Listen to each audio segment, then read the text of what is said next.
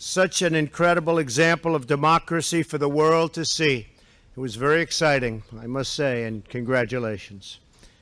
This morning, President Moon and Vice President Pence laid a wreath at the Korean War Veterans Memorial to commemorate the 67th anniversary of the Korean War. It was a beautiful ceremony. We will never forget that Americans and Koreans bravely fought and died together for a free Korea. To the Korean and American veterans of that war, great people, we are eternally grateful for your service and for your sacrifice. More than 6 decades after our partnership was forged in the fires of war, the alliance between the United States and South Korea is a cornerstone of peace and security in a very, very dangerous part of the world. The link between our countries, cemented in battle, is now also tied together by culture, commerce, and common values. Together we are facing the threat of the reckless and brutal regime in North Korea. The nuclear and ballistic missile programs of that regime require a determined response. The North Korean dictatorship has no regard for the safety and security of its people or its neighbors, and has no respect for human life, and that's been proven over and over again. Millions of North Korea's own citizens have suffered and starved to death, and the entire world just witnessed what the regime did to our wonderful Otto Warmbier. I thank President Moon for expressing his condolences on the travesty of Otto's death. Our thoughts and our prayers remain with his wonderful family. The era of strategic patience with the North Korean regime has failed. Many years, and it's failed. And frankly, that patience is over. We are working closely with South Korea and Japan, as well as partners around the world, on a range of diplomatic, security, and economic measures to protect our allies and our own citizens from this menace known as North Korea.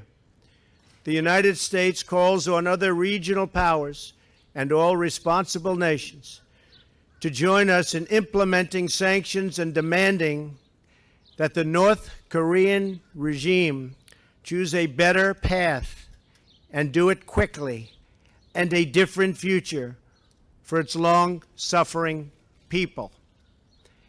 Our goal is peace, stability, and prosperity for the region.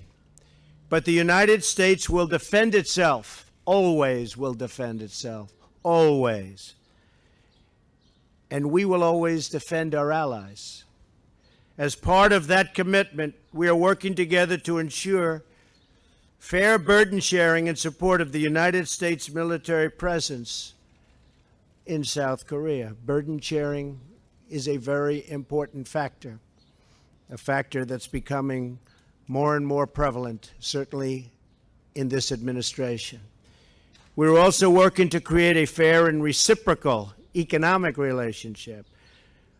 From when the U.S.-Korea trade deal was signed in 2011 to 2016, you know who signed it, you know who wanted it. Our trade deficit with South Korea has increased by more than $11 billion.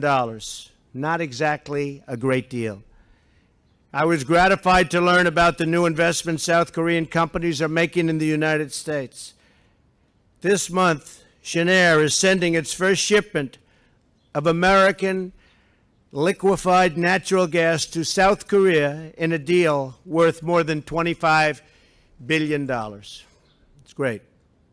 We will do more to remove barriers to reciprocal trade and market access. We talked last night and today about some tough trade issues like autos and steel.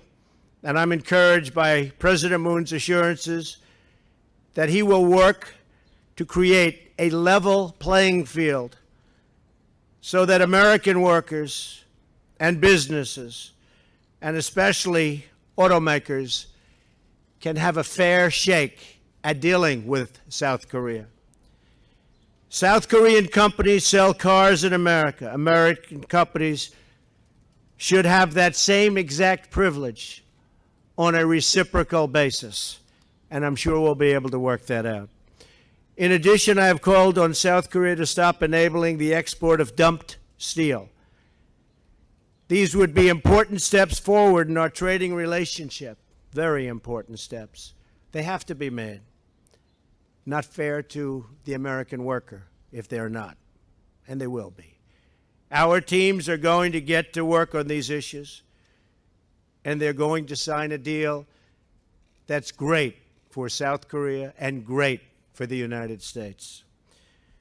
Mr. President, I'm thrilled that you are here today and deeply honored that you choose to go to the United States as your first foreign trip as president.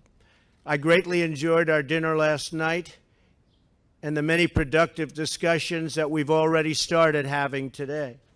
I look forward to working with you for many years to come to strengthen our alliance, protect our citizens from common threats, and deepen the enduring bonds of friendship between Americans and the great people of South Korea. Thank you very much, President Moon. Thank you.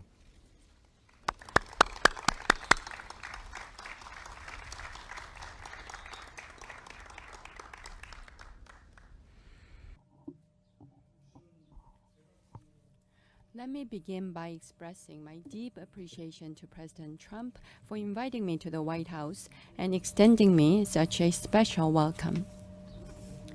When I was elected president last month, President Trump was the first foreign leader to give me a congratulatory call. After going through such a tumultuous journey, the Korean people finally achieved victory. The words of President Trump conveyed the warmth of the American people's hearts for what we have accomplished in Korea, for tribulations and adversity we have surmounted, for freedom, democracy, peace, and prosperity, towards which we have walked together, for all the great alliance has achieved. You gave your consolation and support. Once again, let me take this opportunity to thank you, Mr. President, and the American people. In my first phone conversation with President Trump last May, he came across as a man of determination and pragmatism, leaving me a powerful impression. And yesterday and today, I had a candid and lengthy conversation with President Trump, and I was able to prove myself right. From developing the ROK-US alliance, resolving the DPRK's nuclear issue, to building lasting peace on the Korean Peninsula, I affirmed President Trump's unswerving commitment, and we were able to build a broad consensus. During my visit this time, President Trump and I were able to forge friendship as well as deep mutual trust. As we endeavor to tackle numerous challenges ahead of us, this will give us a solid foundation to rely on. First, President Trump and I agreed that only strong security can bring about genuine peace.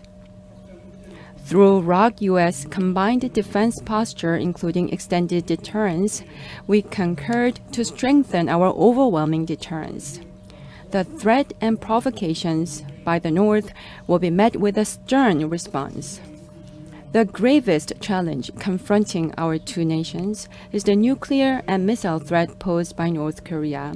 President Trump and I decided to place a top priority on addressing this issue and coordinate closely on relevant policies. To this end, our two leaders will employ both sanctions and dialogue in a phased and comprehensive approach, and based on this, we both pledged to seek a fundamental resolution of the North Korean nuclear problem. The North Korean nuclear issue must be resolved without fail. North Korea should by no means underestimate the firm commitment of Korea and the U.S. in this regard. I also urge Pyongyang to promptly return to the negotiating table for denuclearization of the Korean Peninsula. National security leaves no room for either compromise or concession. On this occasion, the U.S. and President Trump's firm resolve for the alliance is noted with great appreciation. The Republic of Korea, for its part, will strive to strengthen ROK-U.S. combined defense capabilities, while at the same time, by pursuing defense reform, build up its own capacity to defend itself. As we undertake these endeavors, bilateral cooperation in defense technologies, I hope, will gather further traction. Second, economic partnership between our countries forms an essential pillar for future-oriented development of the alliance. We both agreed on this view. Economic growth and job creation will be promoted to ensure our peoples enjoy greater mutual benefits through the collective efforts we committed to make. Third, as we fight against terrorism and other global challenges together, the ROK-U.S. alliance, as agreed by ourselves, will be broadened and developed into global partnership. As we move forward, our two nations will work towards establishing high-level strategic consultation mechanisms in diverse areas of interest. To make it happen, concrete actions will be formulated in close consultation. I would like to take a moment to convey my heartfelt sympathy and condolences to the American people and the bereaved family grieving over the death of Mr. Won-byeol. The raison d'etre of a state is to defend its people. I deeply sympathize with Americans who are saddened that they were not able to defend their fellow citizen. As a former human rights attorney myself, I am keenly aware of the significance of human rights as the universal value of humanity. To make sure such tragedy never repeats itself, our two nations will cooperate with the community of nations to promote human rights in North Korea. I also invited President Trump to visit Korea this year, and he graciously accepted my offer. Mr. and Mrs. Trump's visit to Korea will once again demonstrate not only our friendship, but also the intimate bond our peoples have come to foster through thick and thin. Your visit will become yet another milestone in defining our partnership. I will see to it that myself. Once again, Mr. President, I extend my sincerest gratitude to you and the First Lady for such warm hospitality.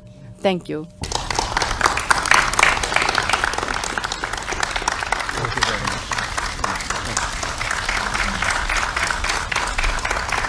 Thank you, everybody. Thank you very much.